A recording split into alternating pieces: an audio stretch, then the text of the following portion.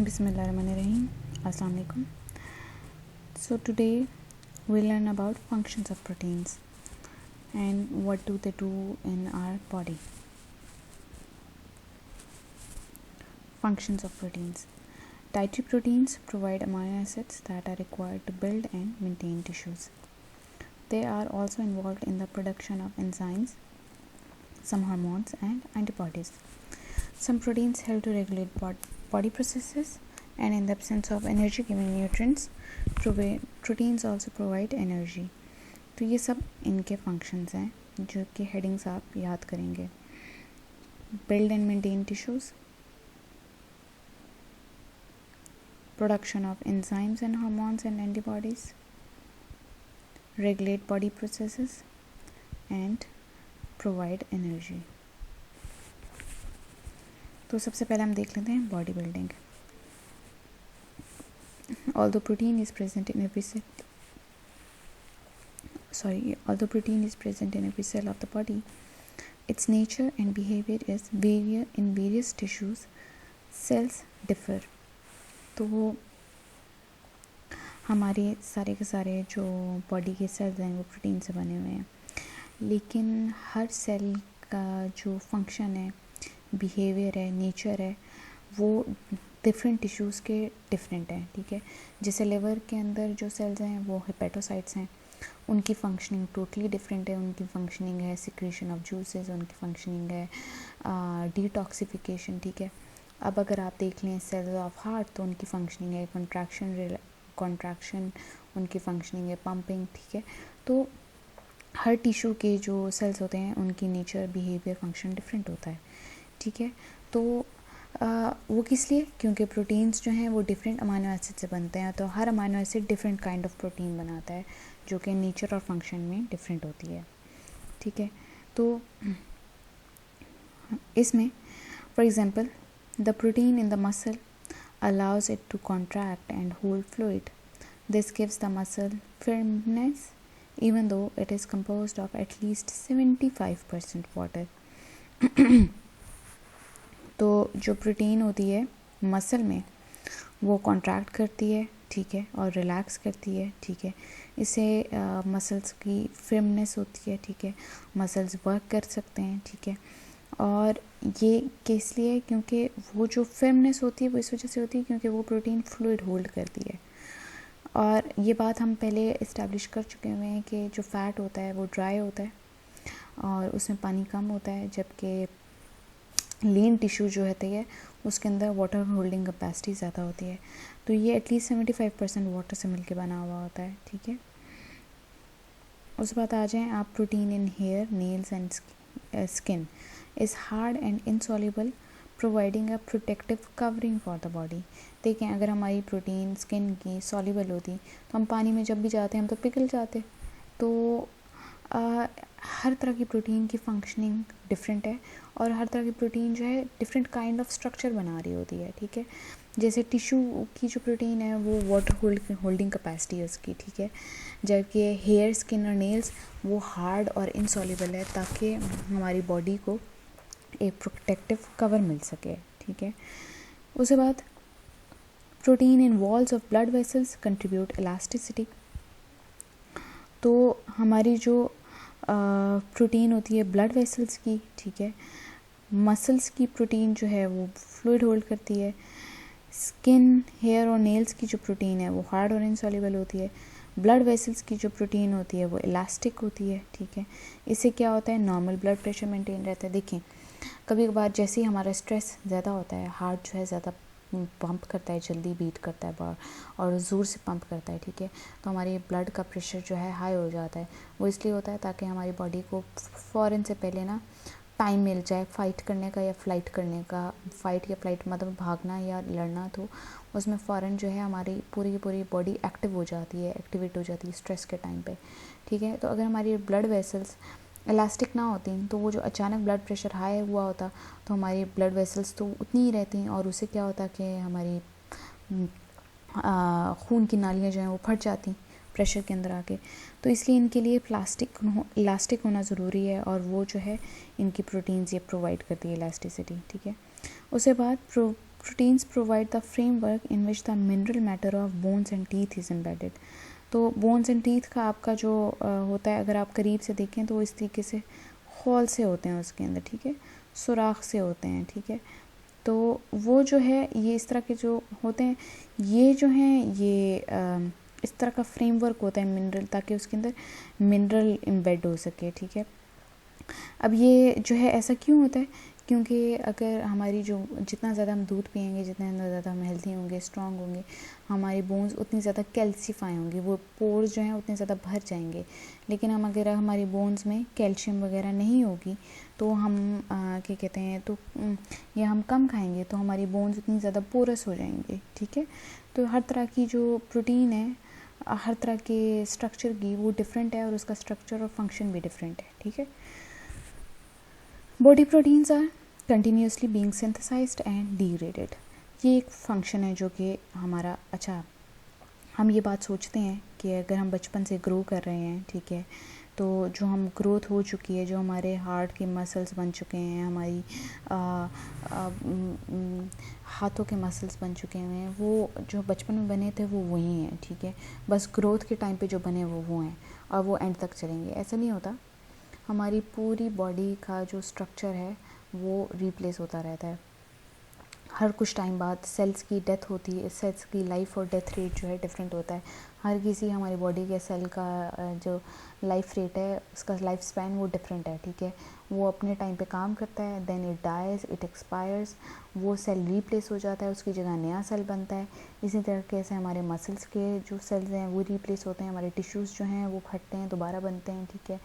हमारी bones replace करती हैं, ग्रो करती हैं, हमारी बोन्स टूटती भी हैं, थोड़े थोड़े करके हमारा बोन जो है वो टूटता रहता है, बोन्स के सेल्स टूटते रहते हैं और उसी तरीके से नई बोन के सेल्स बनते रहते हैं, ठीक है। तो इस तरीके से हमारी जो प्रोटीन्स हैं वो कंटिन्यूसली डिग्रेड और सिंथेसाइज हो रही होती हैं। तो जो प्रोटीन्स,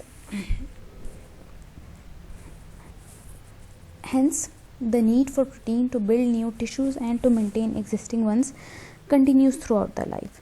तो इसीलिए हमें जो है प्रोटीन चाहिए होती है नए टिश्यूज़ बनाने के लिए, ठीक है, और पुराने वाले टिश्यूज़ को मेंटेन करने के लिए। तो इसलिए हम डाइट में प्रोटीन लेते हैं। All the new tissues are largely formed in childhood. The process does continue in adulthood.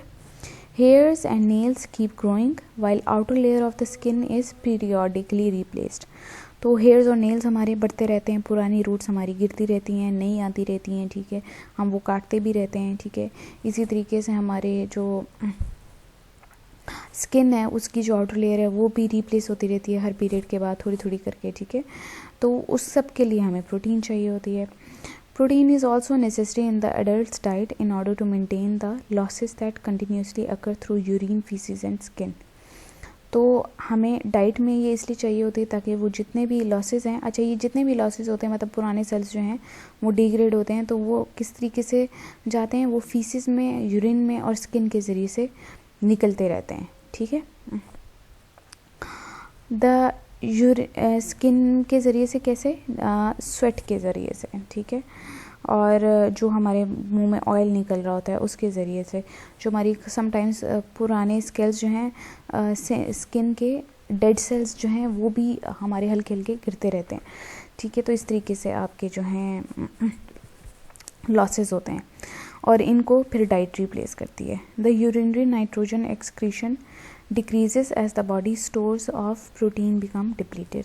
जो होता क्या है कि हमारी यूरिनरी नाइट्रोजन एक्सक्रीशन जो है कम हो जाती है, क्योंकि प्रोटीन जब डिग्रेड होता है तो नाइट्रोजन रिलीज़ होती है, नाइट्रोजन यूरिन के ज़रिए से एक्सक्रीट होती है, तो जो वो है वो कम हो जाती है जब हमारी बॉडी में प्रोटीन कम हो जाता है, ठीक है। तो फिर हमारी जो है बॉडी लॉसेस कम करती है, ठीक है, और उसकी जगह कोशिश करती है कि प्रोटीन जहाँ जहाँ ज़्यादा ज़रूरत है वहाँ वहाँ ज़रूरतें पूरी हो सकें। The facial excretion the fecal excretion which comes primarily from the digestive juices and broken down epithelial cells of the alimentary tract remains fairly constant. तो जितनी भी हमारी यूरिन फीकल एक्सक्रीशन है, ठीक है, स्टूल्स वगैरह के ज़रिए से, वो भी हमारे जितने भी एपिथेलियल सेल्स हैं, ठीक है, एलिमेंट्री कैनाल के सेल्स हैं, वो भी ब्रेक डाउन होते हैं तो वो वहाँ से एक्सक्रीट होते हैं. Excretion through the skin occurs as losses of cells, hairs, nails as well as nitrogen excreted in perspiration. Perspiration sweating होती है, ठीक है. तो ये सब इस स्किन के ज़रिए से इस तरीके से एक्सक्रीशन होती है. तो इन पैराग्राफ्स में आपने क्या बताना है, आपने बताना है कि लॉसेस कहाँ कहाँ से हो रहे होते हैं, ठीक है. यूरिनरी लॉसेस हो रहे होते हैं, फीकल एक्सक्रीशन कहाँ से हो रही होती है, ठीक है, और एक्सक्रीशन थ्रू स्किन कहाँ से हो रही होती है. और आपने ये बात बतानी है कि कंटिन्यूसली सिंथेसाइज और डिग्रेड हो रही होती हैं proteins. The total quantity of protein needed for maintenance increases with age until a fairly constant level is reached around 20 years of age. तो जो प्रोटीन की टोटल क्वांटिटी है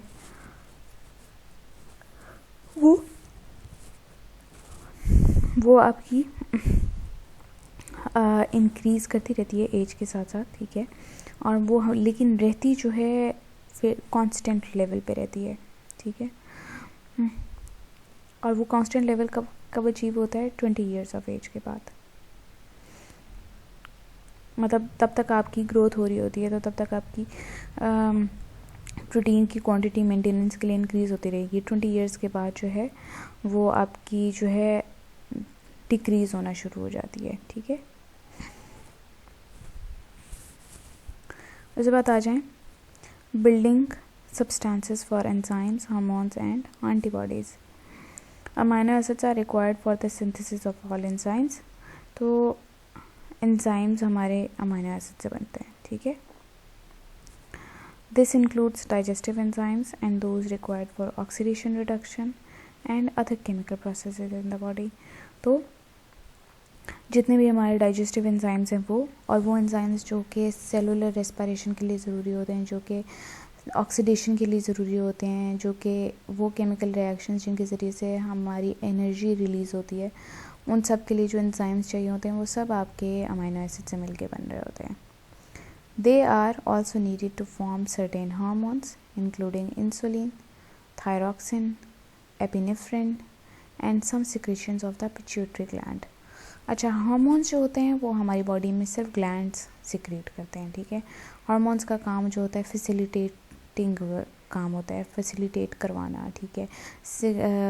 बॉडी प्रोसेसेस को सिग्नल्स देना कि कब स्टॉप करना है, कब स्टार्ट करना है, ये सब हार्मोन्स करा रहे होते हैं.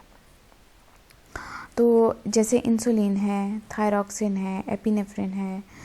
आपका जो थायरॉक्सिन होता है वो आपकी ब्रेन की फंक्शनिंग के लिए, हार्ट की फंक्शनिंग के लिए, बाकी बॉडी की फंक्शनिंग के लिए इम्पॉर्टेंट होता है, ठीक है. और ये आपके थायराइड हार्मोन से आ रहा, थायराइड ग्लैंड से आ रहा होता है, ठीक है. और एपिनेफ्रिन जो है, ठीक है, ये जो है ये आपका ब्लड प्रेशर हाई करती है, ठीक है, हार्ट रेट हाई करती है. ये आपका तब ज़रूर स्ट्रेस के टाइम पे रिलीज़ होता है, ठीक है. बॉडी का जो है हार्ट लेवल हाई करती है, ठीक है. इसको हम एड्रेनलिन भी कहते हैं, ठीक है. ये आपकी इवन डॉक्टर्स भी तब इंड्यूस कराते हैं जब एलर्जी होती है, ठीक है. तो ड्रॉपिंग ब्लड प्रेशर को रेज़ करने के लिए भी इंड्यूस कराते हैं, ठीक है. तो ये कुछ आपके हार्मोन्स हैं. और ये आपके जो हैं उनके लिए भी अमाइनो एसिड्स चाहिए होते हैं. अमाइनो एसिड से मिलके हार्मोन्स बनते हैं. All antibodies in the blood are also protein in nature. Antibodies होती हैं, एंटीबॉडीज़ की सर्टेन फंक्शंस हैं. एंटीबॉडीज़ के फंक्शंस में आप कह लें कि एक वो है कि जैसे मार्किंग के तौर पे होती हैं. मतलब एंटीबॉडीज़ जो होती हैं आप एक कह लें कि इम्यून फंक्शन में काम कर रही होती हैं, ठीक है. ये जो आपके फॉरेन सब्सटेंसेस होते हैं, वायरसेस वगैरह होते हैं, ठीक है, उनसे लड़ने में काम आती हैं. तो ये सारी जितने भी इम्पोर्टेंट आपके एंजाइम्स हैं, हार्मोन्स हैं, एंटीबॉडीज़ हैं, ठीक है, जिनके बगैर हमारी बॉडी की नॉर्मल फंक्शनिंग नहीं हो सकती, वो सब आपके अमाइनो एसिड्स बना रहे होते हैं. Regulation of body processes. most interchange of fluids between capillaries and the surrounding interstitial fluid is by simple diffusion. Fluid movement is affected by the relationship in the capillaries between the blood pressure and the osmotic pressure exerted by plasma proteins. When the capillary pressure exceeds the osmotic pressure, the fluid leaves the capillaries and enters the interstitial fluid. तो सबसे पहले तो बात करते हैं कि आपके जो फ्लूइड्स होते हैं, ठीक है, एक तो आपकी कैपिलरीज में फ्लूइड होता है, ठीक है, और एक आपका फ्लूइड होता है, उसको हम इंटरस्टिशियल फ्लूइड कहते हैं. इंटरस्टिशियल फ्लूइड जो होता है कैपिलरीज जैसे इस तरीके से पास कर रही हैं, ठीक है, कैपिलरीज, ये आपकी कैपिलरीज हैं, ठीक है. तो कैपिलरीज के जो दरमियान में जगह होती है ना, ये जो यहाँ पे जो है इसको हम इंटरस्टिशियल फ्लूइड कहते हैं, ठीक है. तो ज़्यादातर जो फ्लूइड्स होते हैं उनका जो इंटरचेंज होता है आपस में कैपिलरीज और इंटरस्टिशियल फ्लूइड का, वो थ्रू सिंपल डिफ्यूजन हो रहा होता है, ठीक है. सिंपल डिफ्यूजन क्या है कि higher concentration to lower concentration gradient. अगर एक तरफ ज़्यादा कंसनट्रेशन हो जाएगी किसी भी एक कंपाउंड की, तो वो दूसरी तरफ जाएगा जहाँ पे लोअर कंसनट्रेशन. तो सिंपल डिफ्यूजन के ज़रिए से होती है. अब जो फ्लूइड मूवमेंट है वो जो है ब्लड प्रेशर से इफ़ेक्ट हो रही होती है, ठीक है. कैपिलरीज के अंदर ब्लड का प्रेशर होता है, ठीक है, और ऑस्मोटिक प्रेशर से, ठीक है. तो ऑस्मोटिक प्रेशर जो है वो आपका सिंपल डिफ्यूजन का, ठीक है कि जहाँ high concentration to lower concentration, ठीक है. और जो दूसरा है तो ये सिंपल डिफ्यूजन का